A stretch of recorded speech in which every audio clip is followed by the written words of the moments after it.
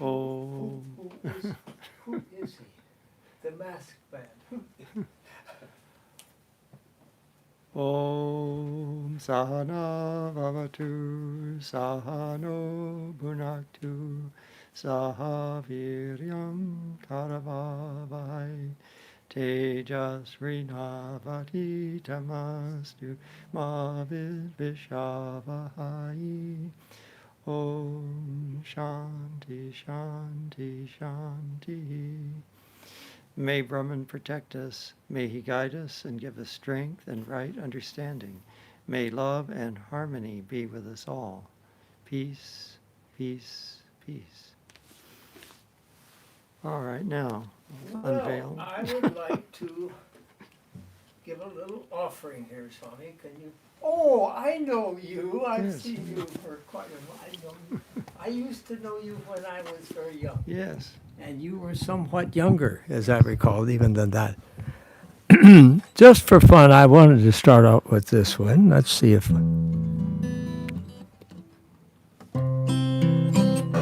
Yeah, this will work. I went down to camp meeting the other afternoon just to hear them shout and sing. But to tell each other how they love one another and to make hallelujahs ring. There was old Uncle Daniel and Brother Ebenezer, Uncle Rufus and his lame gal Sue, Aunt Polly and Belinda and old Mother Brenda, well, you know, so happy a crew. Oh, little children, I believe. Oh, little children, I believe. Oh, little children, I believe. I'm a Methodist till I die. I'm a Methodist is my belief. I'm a Methodist till I die. Till old grim death comes a-knocking at the door. I'm a Methodist till I die. I thought we could have a camp meeting here tonight if we get lucky. Now that was just our little bid to interface, don't you see? We might do Dona Nobis Pacem another time. I'm serious about this. And one of my favorites is as long as deep within the heart, the eye toward Zion fervently is cast. This is Friday night. The ancient longing will be fulfilled. The ancient longing will be fulfilled to return to the land of our fathers, the city of Jerusalem, where David encamped. See, I have, my friends, the idea that we're all trying to return to the land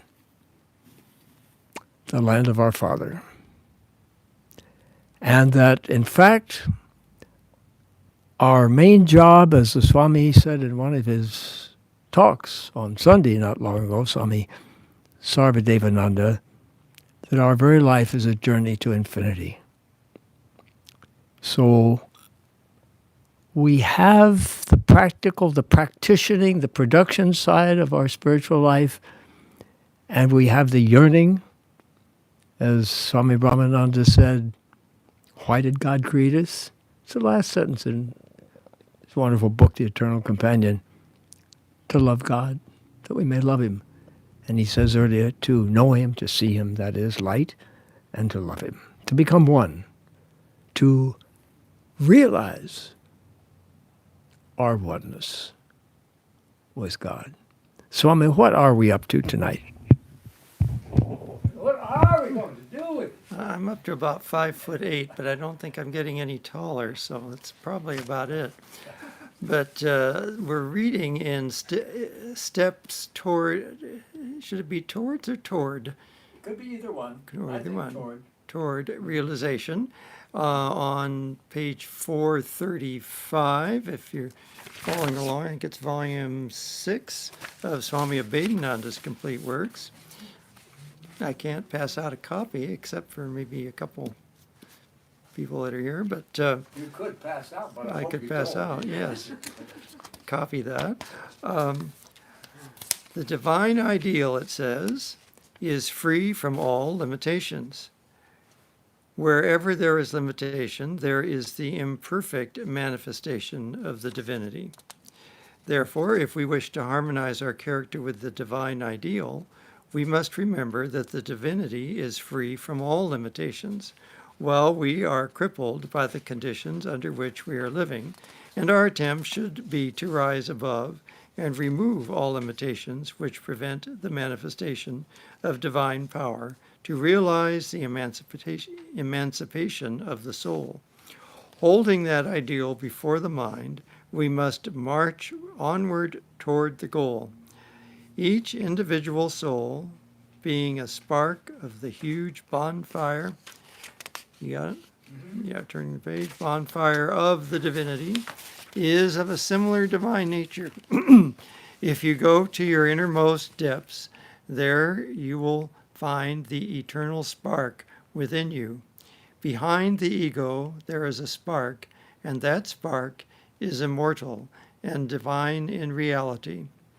But it is covered or veiled by your mental conditions, desires, ambitions, earthly limitations, physical limitations, and sense powers. Every individual soul may therefore be called potentially divine, and each is struggling to make that potential divinity manifest itself on the plane of consciousness, to make it an actual reality. We are all struggling to be conscious of our divine nature and to be perfect, and so long as there is that struggle to become perfect, there cannot be peace and happiness. Knowingly or unknowingly, each individual soul is striving for becoming perfect and to reach that state where absolute contentment and happiness, peace and blissfulness reign forever. Swami, I think I can go now. You have reached the top of the mountain. My Lord, my Lord, my Lord. This man is the only person I can think of recently, maybe ever, that, they talk about setting words to music. He's already done it. The music is just coming out of the words. He's singing now, as we say, like the Hasidim. Why should I talk when I can sing? And why should I walk when I can dance? So I just really feel like I could go now and be happy for the rest of it, but we have to find out how to get there, right? Mm-hmm. Okay. For this reason, we find that men and women of the world are not contented. Now, this is not dogma, they're not doctrine. You have to evaluate these yourself, like your ballot or something. You have to evaluate whether this is true in your awareness. Just evaluate it. For this reason, we find that men and women of the world are not contented. They are not happy and are running after something, but they do not know what that thing is. However, they are trying to be perfect, but they do not know what will make them perfect. Now, I'm getting more intrigued about this sort of thing, even on the relative plane. We talk about the relative plane, God immanent, and the transcendental plane, where we find our oneness with God in the ultimate mystical experience. So I gather that since this whole chapter is based on, what did we call it? Steps toward realization. Steps towards realization. Right from the beginning, he's painting with a huge brush the sweep of the sky, the highest, and it is inspiring. It is like a great song, an anthem. Hallelujah Chorus, or the Ninth Symphony, Beethoven's Enter the Ninth Symphony. And now, tonight, we're also going to see how we may make progress, if we want to do it in the ways of his suggestion, on the relative plane. And here's the point. Right now, I'm thinking a lot about America. Way back, my grandfather's aunt, she used to look down her nose a little bit at the children. Now, this would be circa 1865 or something. Playing in southern Illinois, and she'd say, "Young America." So I've been thinking a lot about America. And some other parts of the world are very quick to point out our defects. And that's the last thing a human individual, an extension, your football or baseball team, or your country, just family writ large, very loath to do. And I think that's exactly what the citizens, the denizens of a country have the right to do. They particularly, rather more particularly than the outsiders from other countries, and also the responsibility. So when people say, you know, you kids, you're not quite up to snuff like you think you are. No, that was a long time ago. Yeah, but right now, I can see clearly from thousands of miles away, Iran or someplace like that, you folks are chasing happiness in the wrong place, the wrong places. You know, Disneyland, the fairy princess, and the dollar. You're equating happiness with something that is not happiness any more than the alcohol leads the man who is kind of bathed in it to a state of complete drunkenness and a binge on Sunday night and a hangover on Sunday morning. That man, when he goes into the bar, my friends, is going into a shrine. She thinks, and he thinks they're seeking happiness. And our people who are not standing in our shoes are only too quick to point out. You talk about idolatry, you think that other countries have idolatry, you're the biggest idolaters in the world. And one of the things is the dollar. And what is an idol in that sense, idolatry? It's placing the Almighty, right? The Absolute in the throne of God. So let's see what the man says. He says in a new paragraph, absolute peace, contentment. Did you finish the last one? I did for you, because that was, you reached the high point. I thought you'd just like to end on that symbol, that crescendo. Absolute peace, contentment, which is happiness in French, incidentally. Content, je suis content. Hein? Happiness and wisdom, absolute peace, contentment, happiness, and wisdom are the conditions of spiritual realization.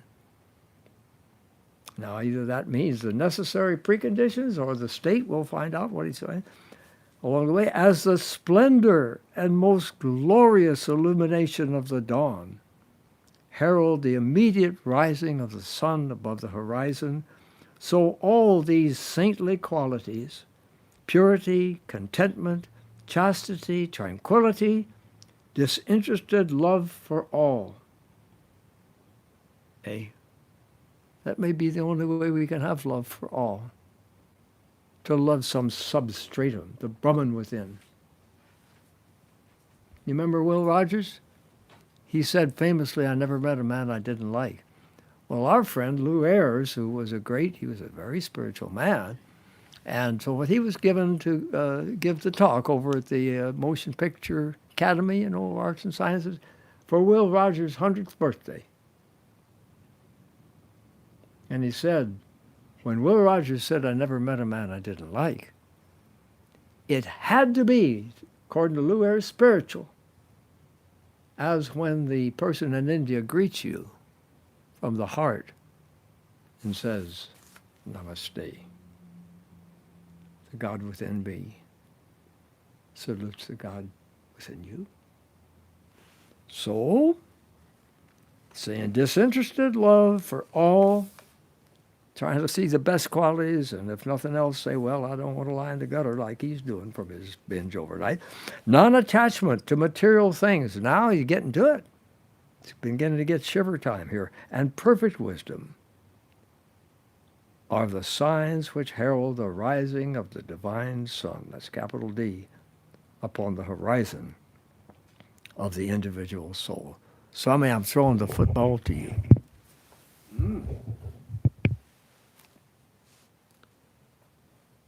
Then, in the light of the divine sun, darkness of night is dispelled, and darkness which enveloped the real nature of things and made it invisible to mortal beings is vanished. In that divine light, the past and future will be like eternal present. There is neither past nor future for the soul. If you rise on the soul plane, the past and future will vanish. You will remember everything that has happened to you or will happen to you, this day and night, this month and year, which we are counting today, do not affect the soul. The moment you close your eyes, all this calculation of time will vanish, and all these space relationships will not also exist. You know, they talk about playing spiritual tennis. Tonight I'd like to play spiritual ping pong. I get so high talking about inebriation. Swami Krishna said, I want to drink no ordinary, or I drink no ordinary wine. I want to send it back to the brother when I get too inspired to read further. In that state, there is no sorrow, no pain, no suffering of birth or death. Then absolute peace and happiness come to the soul. It is said that in that state of realization, all knots of desires are torn asunder. All desires are fulfilled. All doubts cease forever. All questioning of the mind is answered. Crookedness of the heart is straightened, and the individual soul, transcending all limitations, soars high in the infinite space, and the souls eternally enjoy absolute freedom and bliss.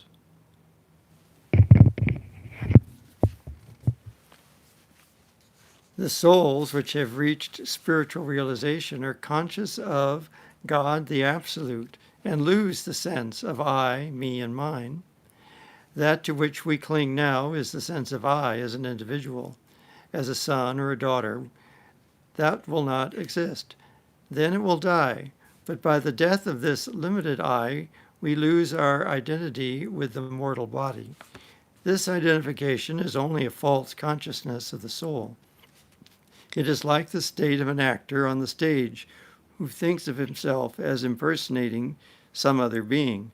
If he holds that idea of I, me, mine for the time being, that may be true, so long as he is on the stage. But out of the stage, he is no longer the same being. So we are impersonating somebody, but in reality, we are not so. In reality, this sense of I, me, and mine does not affect us. You may now claim that these things belong to you and these relationships are yours, but who is your relationship? Who is your relation? You are a child of God, and they are also children of God.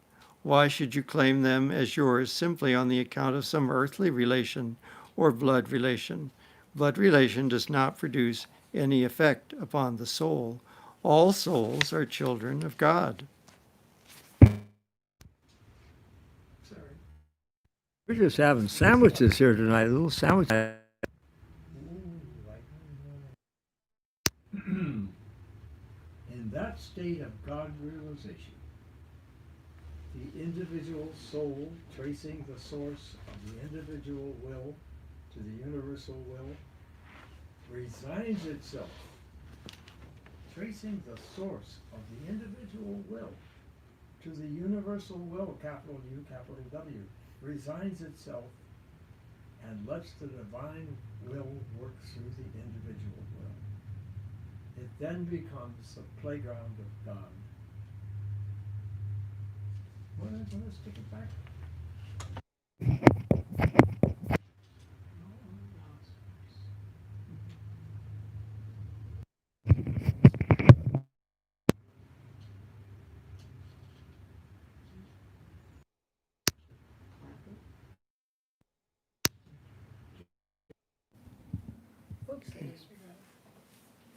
Playground of God, man.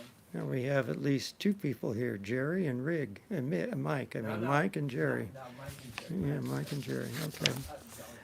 All right. Now I've lost our place. Okay, that becomes the playground of God. Oh, yeah. When the divine will like a river is flowing through. Yes.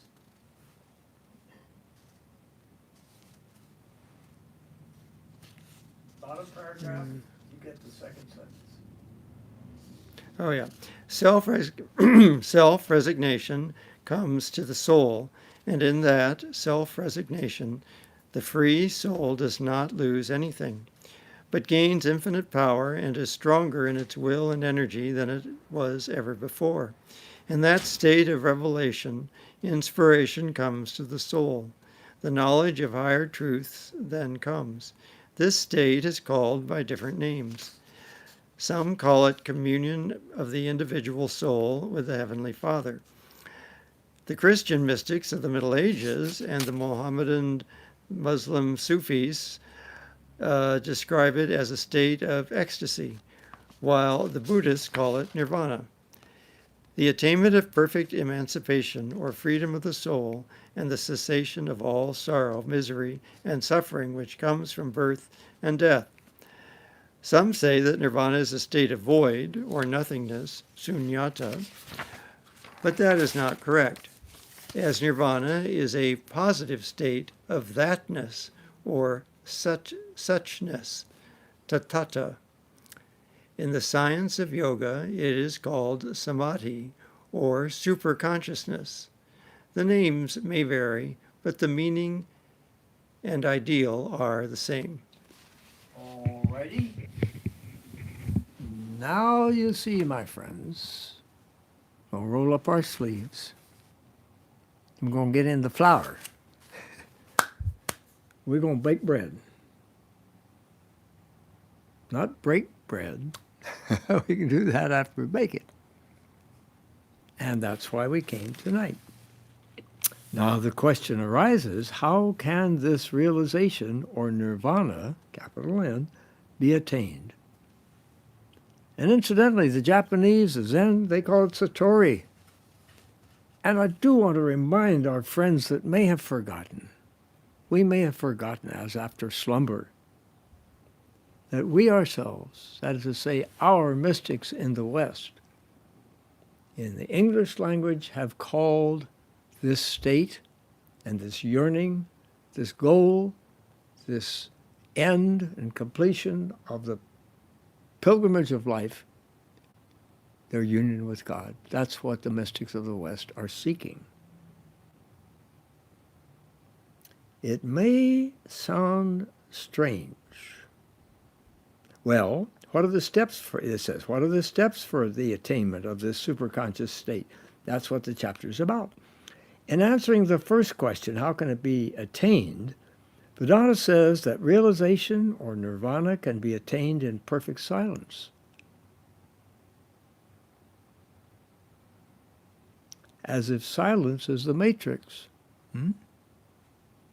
Silence is not another condition, and an infrequent one and a rarely known one. No. Silence in this sense is the ocean, is the wholeness. The mystical passages of the Bible, the Quakers love them, you know. It says, my name is silence. So it is not merely perfect silence, may be attained. It may sound strange to our ears, but it is the most difficult thing to accomplish. For it is not merely external silence, but it's the silence of the mind. And I tell y'all, this Vedanta you got here, you kids up here on the hill in Hollywood, they have a contemplative monastery south of here in Trabuco, and that's where I dived into the pool, just so happened. And the first time I sat in that shrine, which at that time was, it was a deep place, went on forever. There no bottom was painted black. The well, as the circular people would sit around, they sit around there. And without lights, particularly when you just came in, you know, from the outside and all that, you're sitting in blackness. And sort of like the Indian scriptures, you know, and darkness was covered by darkness. The blackness was enveloped by blackness. Sense deprivation. And I swear in that place, and anybody can try it for himself, you feel something. You feel the presence of the all. And it doesn't even need to put a name to it. You're in it. You feel something. And to your mind comes this blessed state that he speaks of. It is not merely external silence, but is the silence of the mind. So you're immersed in this. It is the inner, tranquil mood in which our mind is not disturbed by all the thoughts and the chatter. You know, some people think thought has to have words to go along with it. Well, I think that's worth examining, a path of thought, chatter, chatter, chatter. It is the inner, tranquil mood in which our mind is not disturbed by passions like anger, hatred, jealousy, envy, or attachment to material things. In that state of inward calm and serenity, the perfect realization of God dawns upon us. Eckhart, and I love this man. Remember Abhedananda? He's our disciple of Sri Ramakrishna. Swamiji said, come on, I want you over in the West, in America, England, America, I want you there. And he stayed for 25 years. He just got back home recently in our reading. So I love these things, these references. Eckhart, the great German Christian mystic, said, there must be perfect stillness in the soul before God can whisper his word into it, before the light of God can shine into the soul and transform the soul into God. When passions are stilled and all worldly desires silenced, then the word of God can be heard in the soul. End quote. How can we expect to commune with the Lord when our minds are busy with 1,001 things of this world? I must say that I heard a wonderful conference today from the Temple of Understanding, our Audrey Kitagawa, who is the chairman of the Parliament of Religions now, the World Parliament of Religions, Parliament of the World's Religions. She was there, and as always, she speaks with authority. As it says in the New Testament, at that particular cycle, every religion has its cycles of dryness and wonderful inspiration. The prophets, the ecstatic words of Isaiah. And at the time, apparently, that Jesus came, this itinerant rabbi said that Jesus spoke with authority, not as the scribes and Pharisees. So at this wonderful meeting, the words of Thomas Berry were quoted. Thomas Berry is shown on the screen quoting these words. He said that what we have to come, and he's a mystic, Catholic, I'm quite sure. He said what we have to come to realize is that we are a communion of subjects, not a collection of objects. So, Swami, I'm going to leave it to you in the middle here, the secret chamber of the soul.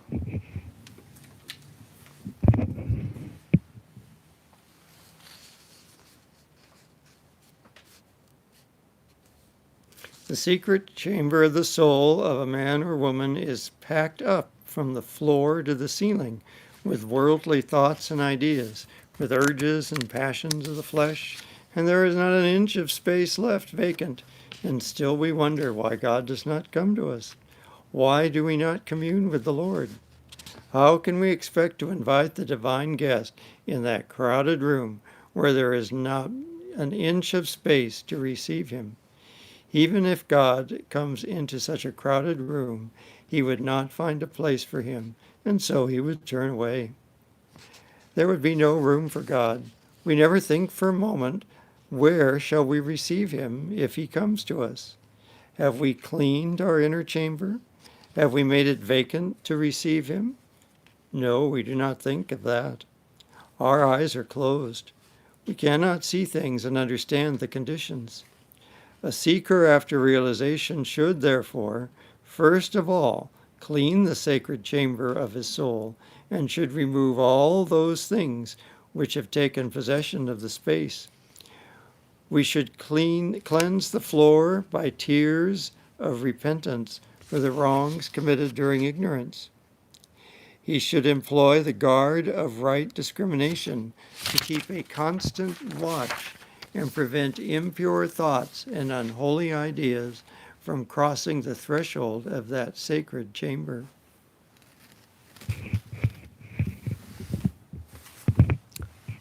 I wonder if you all might be feeling this from time to time.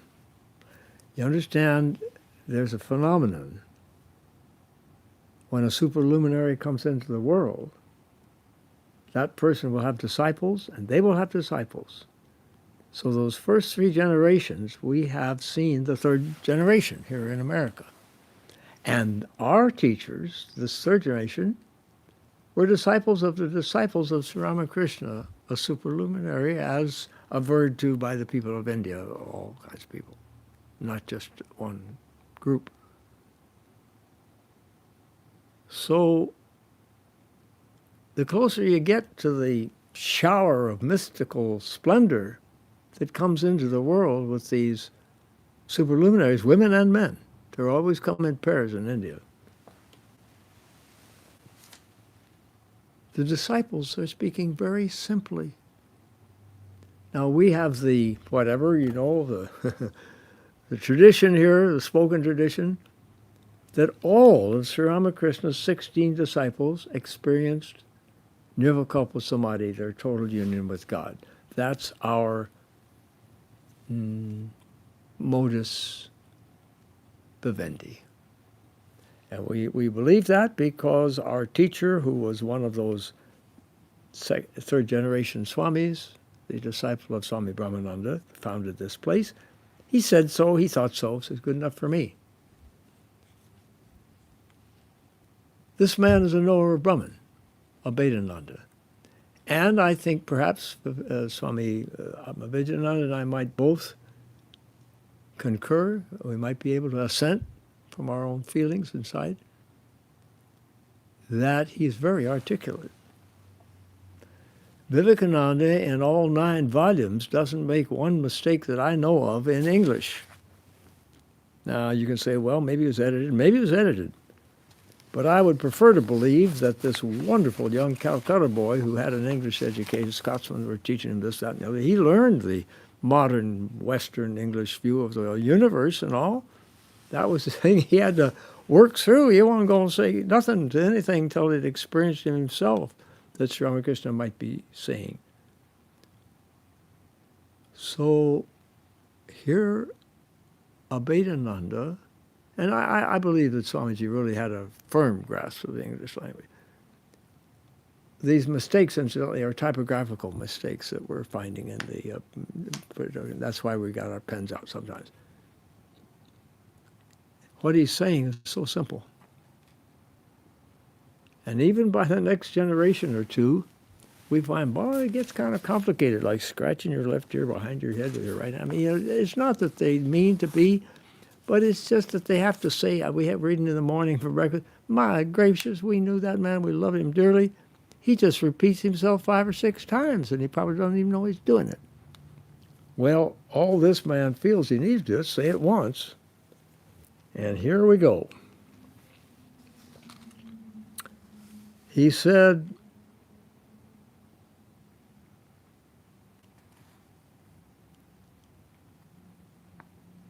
excuse me, but the awakening, he should, yeah, okay, that should be yours. Did you just give me the, I was afraid that's what you're going to tell me, yeah. Okay, so here we get with our practice. We're in the gym tonight, that's what I like to say. This is the laboratory when we get together. He should next practice dispassion. Dispassion merely means loving God.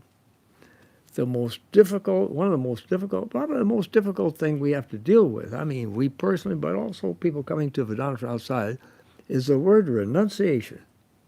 Boy, how do you try that on Americans like asking wearing a mask to keep from killing people?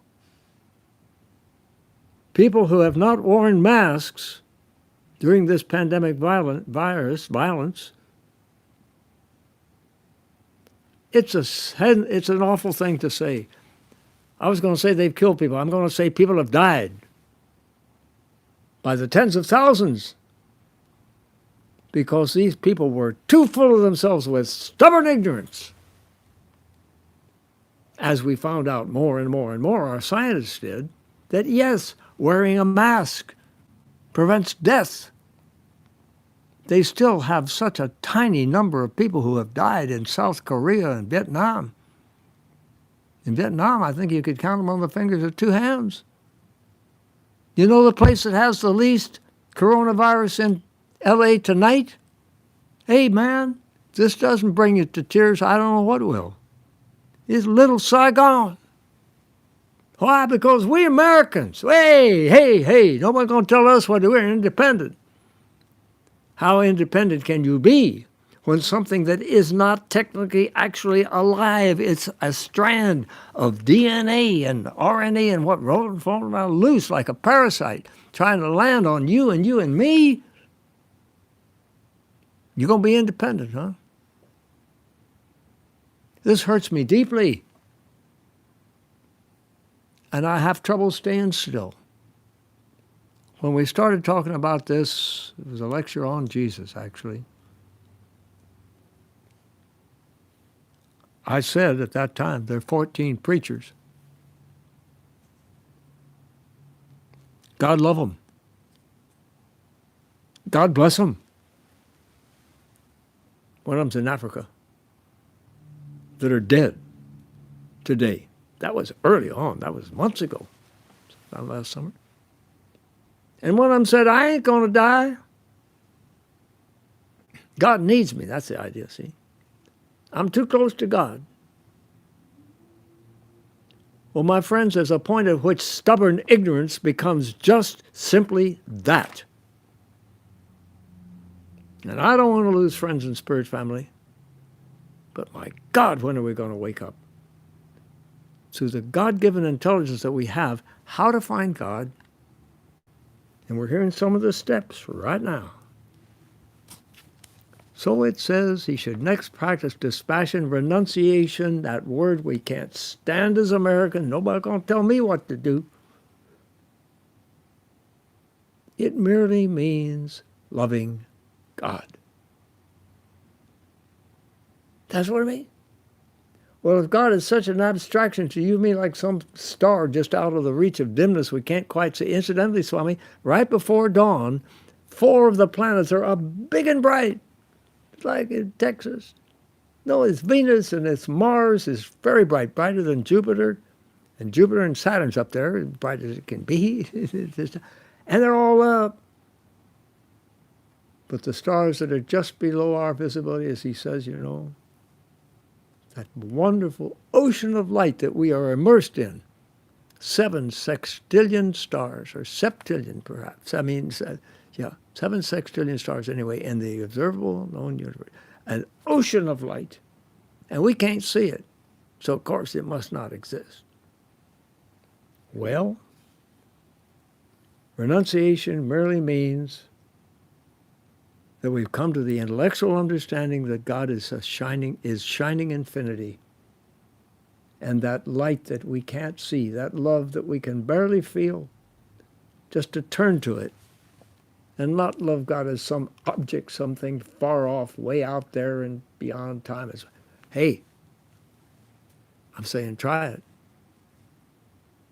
You might just like it.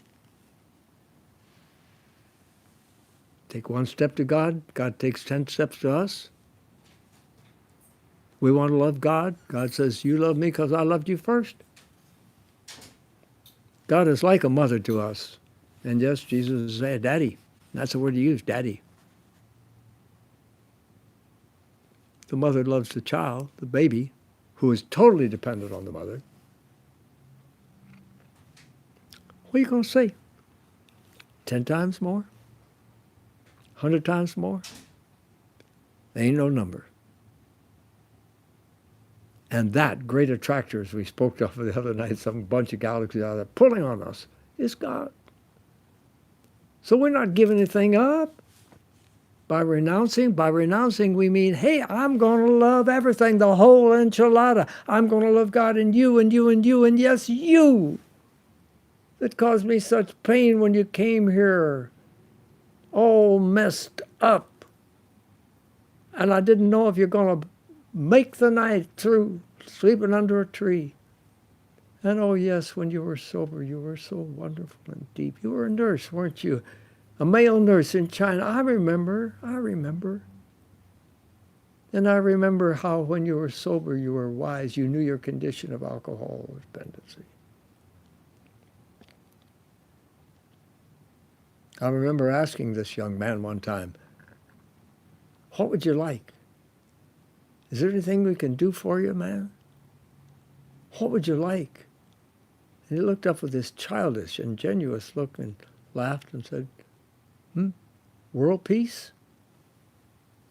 So this renunciation stuff, it just got a bad name. What it means is to love love, to be love. And you know, fellas and gals, it's not that difficult. If you want to be loved, and most everybody do, hey, you got to be lovable. It's not that hard. We look in the mirror, it's a strange thing. It's like Alice in Wonderland. You look right at you, girl, and the mirror growls back at you. I'm criticizing you. You criticizing me, I'm criticizing. You look at it and smile, and the world smiles with you. Oh, I saw a wonderful thing the other day. It's one of my new maxims. It said, going into Staples, the wonderful stationery store, it said, more wag and less bark. I think that's philosophical. All righty. So now he says, you know, what are you going to do? You should next practice dispassion. You should not allow your mind, he should not allow his mind to be attracted by the pleasures of the senses, by the attractions of the world, and then, with childlike simplicity, he should send the prayers of invitation. One should send the prayers of invitation to the Lord, asking him to come and occupy that empty space of the inner chamber of the soul. Down there in Australia, we had a Parliament of World Religions one time down there, you know, Swami, and we were asked to do something, so the Parliament committee here, and I thought, well, this is what you might call, you know, the simple faith of a monk, or the faith of a simple monk. I said, I think all monastics, all monks, should be, they're mystics. And then what is a mystic? In India, they make real simple delineations of things. I might think that perhaps a mystic might be described as he and she who wish to invite the divine presence in their hearts as love and light. So, you know, there you go. He said, with childlike simplicity, one should send the prayers of invitation to the Lord, asking him to come and occupy that empty space of the inner chamber of the soul. Nature abhors a vacuum. Oh boy, don't it? If the inner chamber of our soul be freed from all worldly thoughts and desires, it will be taken possession of by the divine spirit. That's why. And we're down to nuts and bolts tonight, right? We got a wrench out and everything, just like changing the tire on the freeway, as I say. Our founding Swami, one of the prayers he gave us, we got that far the other night, didn't mention the prayer. He said, one thing you could pray, like Jesus gave us a prayer. This was one of the two prayers that our Swami, founding Swami, gave. He said, you may pray, oh Lord, I want to love thee, and thee only. Please help me. And the other one having to do with what I call the ultraviolet end of the rainbow, that's the infrared, the near end of spiritual experience. It's easy. We used to love as babies, he said. Got no excuse. The ultraviolet end, who knows when that might come, climbing the rainbow bridge and walking the life and spirit, said, O Lord, reveal thyself, the second prayer, in thine own good time, but grant me devotion. Then the divine spirit will come when one's inviting it into the heart, but it cannot come where there's no space left for him to occupy. Sending the prayers of invitation to the Lord, one should wait in silence, concentrating one's mind upon him, expecting to see him at every moment. And it can be without form. See him would be feeling, like feeling love, seeing light. Expecting to see him at every moment with a longing as strong as it is in the heart of a lover who expects to see his beloved. Sweetheart, like a soldier on the battlefield who has been away from this person for a long time. With that intense longing, he must wait to receive God, him, whenever he comes. As a tremendous longing of a loved one makes that person impatient and forces all the energy of one's mind and heart to flow through one channel toward his beloved, so a true lover of God must have his mind and energy concentrated or one-pointed, and then let it flow toward the divine ideal.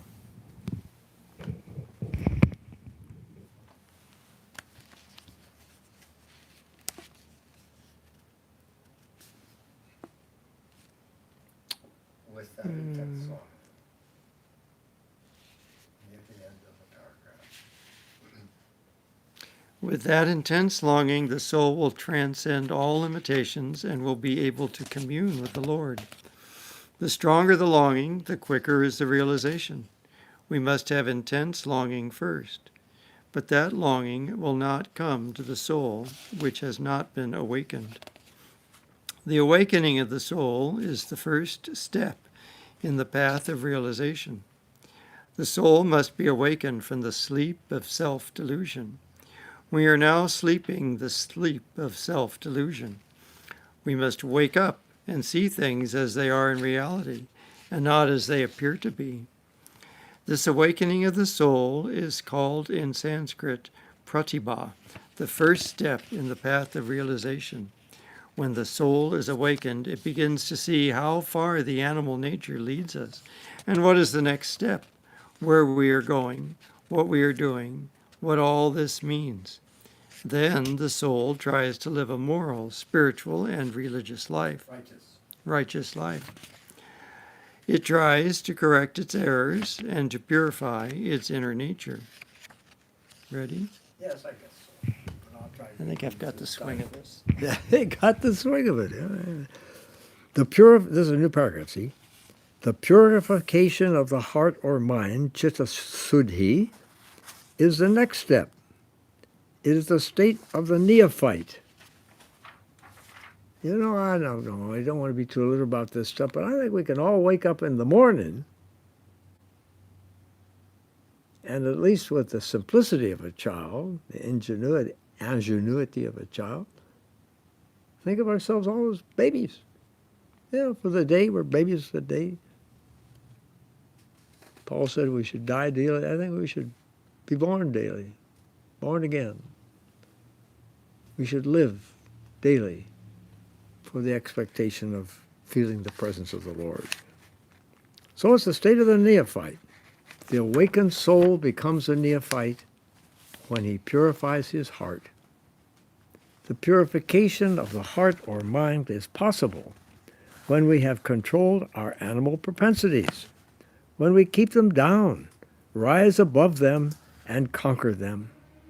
4 things are absolutely necessary to attain to the purification of the heart or mind. We're heading to the gymnasium, kids. We got our card in our pocket, and we got our gym clothes, and we got sneakers and everything, and we intend to run around the track and maybe to lift a few weights. We're on our way to the gym. It says 4 things are absolutely necessary to attain to the purification of the heart or mind. The practice of self-control, which means the control of the mind, which must be brought under control. You, that'd be really ultimately the real you, Brahman. You are the ruler of the mind, the Atman. Mind is not your ruler, but you've allowed it to become your ruler and to enslave you. I always think about the fellow that prayed for a horse, and somehow he ended up having to carry the horse on his back. It's kind of like going to God. I prayed for the horse, but this is ridiculous. You must turn the tide and make it stay where it belongs. You're the master, but you've lost your mastery over your mind and senses. And oh boy, The American people, I think we're on the edge of this new millennium for a spiritual reason. We got a lot to learn. And I'm talking about our beloved countrymen, our countrymen. And one is what it means to say that we are here with the inalienable right to life, to liberty, and a case in point at the moment, the pursuit of happiness. We have no clue where happiness lies. We know that it comes and goes in waves. We know that we felt pretty good eating a steak last night. Americans do that. Sorry about that. You folks in other parts of the world. So a guy tries to sit down and eat 10 steaks. We have to find out, and that's one reason these fellows thinking about India. And the gals too, you know, that now have their PhDs and their doctor's degrees and nurses' degrees and coming up stronger than the men. More of them in school and more of them using their minds to try to solve real problems. Hey, they came from the Eastern spirituality, the communion of subjects instead of collection of objects, to tell us your real happiness lies within. So, the reality and the appearance. You are the controller. You are the ruler of the mind. Mind is not your ruler, but you've allowed it to become your ruler and to enslave you. Now here's India talking to us, the American people, with such great love. You must turn the tide and make it stay where it belongs, the mind. You are the master, but you've lost your mastery of your mind and senses. You have weakened yourself. Hey, we can take it. We made a mistake. We're ignorant. This is the national big problem. Yes, the pursuit of happiness, we don't know where it lies. We're going into the bar on Saturday night and all day Sunday. Wish we hadn't done it. How can you expect? This is a loving man who has known God, known his oneness with the absolute reality. They call it Nirvikalpa Samadhi in India. How can you expect to have that realization when you're so weak that you cannot control your own mind and senses? They are your slaves. And so keep them as slaves. You're the master. They can be the servant towards wisdom.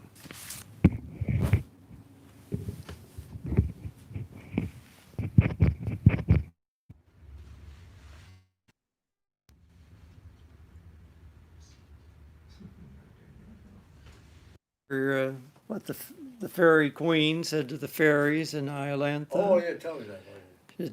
You are weak, but you should be strong. And you know what the fairy said to that? But our weakness is so strong.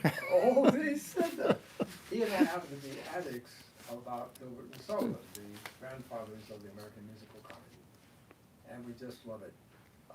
Henceforth Strephon cast away crooks and pipes and ribbons, so gaze the shepherd into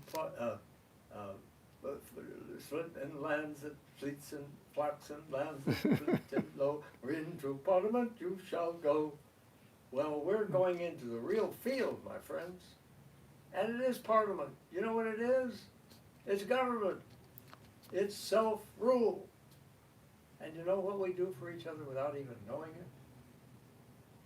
Well, friends, we the devotees of the Vedanta Society, for example, of Southern California, we inspire each other. We do. Just the fact that we're trying. And you know, they say the salesman that makes the calls makes the sales. So where are we? So yeah, use self-control. Yes, self-control is the first thing.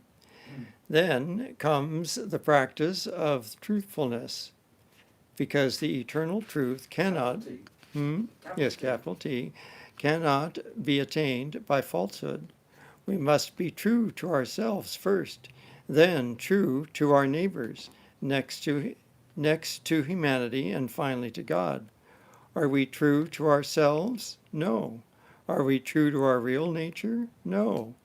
We must be true to ourselves first. Truth is the second thing. Disinterested love for humanity is another, and unselfish work the next. Why should we remain selfish? For what? This little self is not much. Sacrifice it upon the altar of humanity and be Christ. That is the ideal. If we can practice these four things during our lifetime, we have purified ourselves and made ourselves ready to receive the highest truth. Okay, Bubby, I'm inspired. I don't know about you, but I need reinforcement. I need to review these things over and over again. Four things are absolutely necessary to attain to the purification of the heart and mind, he just said. The practice of self-control, which means controlling the mind, bringing it back to thoughts of God and loving God, which means control of the mind. It must be brought under control. You're the ruler of so self-control is the first thing. That's the first thing. And the second one he's gotten to here, four things are coming up, the practice of truthfulness. Now, I think we established the other night, I felt pretty good about that if we're seeking reality with a capital R, truth, don't you see, it's not a little applique. Oh, it's so innocent, it won't hurt anybody. It's not getting there with a sword and shield. I can, pardon me. You got to forgive me. I want a papal dispensation. And you guys got close. I love this St. Francis. You can lie 20,000 times. And it won't mean anything. It will if reality, with a capital R, inside us, everywhere God, if truth is seeing reality. I remember the other night, we put on the eyeglasses. The truth. Are we being true to ourselves? So I do just want to take a second here, because he said this little self is not much. Sacrifice it. When he says sacrifice, it don't mean kill yourself. It means just blow out the candle on the birthday cake. Some people do it with their finger. So you can see the cake. Get to work on the cake. So I just want to read you something. I happen to believe that we're talking about the practice of the presence of God, Brother Lawrence. Yes, it's mostly within. It starts with meditation. Its middle is end is meditation, the handle for all the others. And yet there are things that we can do, and one of them is serve humanity, not help you, my poor fella. Don't say thank you to me. I'm worshiping God in you. I'm worshiping God in you. You're giving me that opportunity. So I happen to think that we have motifs along the road of this journey toward the infinite shining infinity. And some of these motifs, I've come to this slowly. One of them is environmental sustainability. Hey, if we don't survive as a human species, the whole thing's moot. No point talking about it. The end of man, the purpose of being born is to find God. Doesn't matter. It's got a bunch of monkeys down there having a good time, but they're not ready to listen very long. So I think economic sustainability. I've come to think only in the last few days that right up there is this systemic racism thing that we're coming to, which merely means that we look upon everybody else, which incidentally we're seeing faces that they don't see. How about that? Talk about objectivity. As lesser. The big I am, the ego thing, the God is me school. That's what it means. Are we ready to stand with, as a man I'm saying, with another man, facing us, 180 degrees separately, and look into his eyes, and look from behind his eyes, even to the point of trying to see oneself as he may see me. I'm talking about systemic racism, which is treating everyone else, everything else in the universe as lesser than me. It's not so much supremacy. Yeah, that's the bad fruit. But what we really have to do a self-examination on ourselves, as we're trying to do with these other things about American life, is superiority. That's the problem. Yes, I have gifts. Everybody has gifts. But okay, this is the last one. It's real quick, Swami, and you can charge me for it. This is Jesus talking about God country. This is Jesus' platform. God country is not a political party, understand? We don't have allegiance to political parties. God country is the way, thy will be done on earth as it is in heaven. It's a step towards the infinity. So what does he say if you read his life instead of just the beginning and end of it?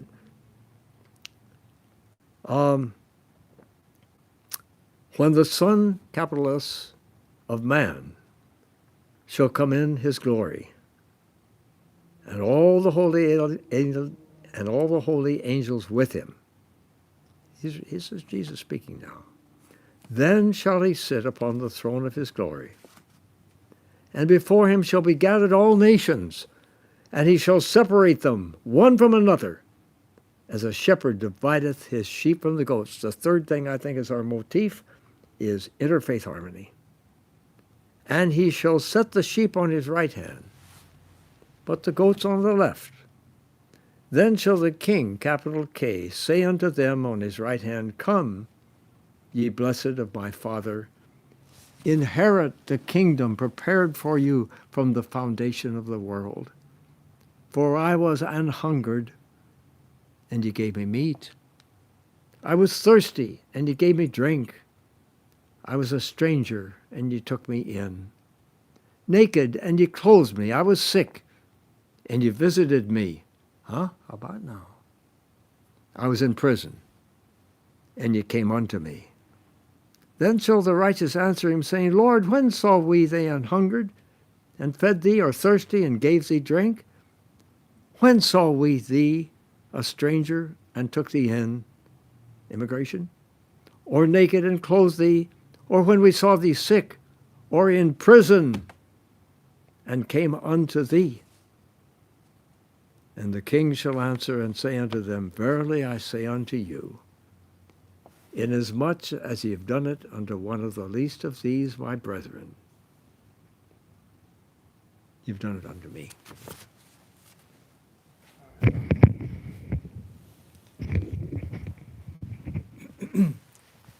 Om Purnamada Purnamidam Purnat Purnamudachyate Purnasya Purnamadaya Purnameva Vashishyate. Om Shanti Shanti Shanti. Filled with Brahman are the things we see. Filled with Brahman are the things we see not. From out of Brahman floweth all that is. From Brahman all, yet is it still the same. Peace, peace, peace. I think Mike's tired.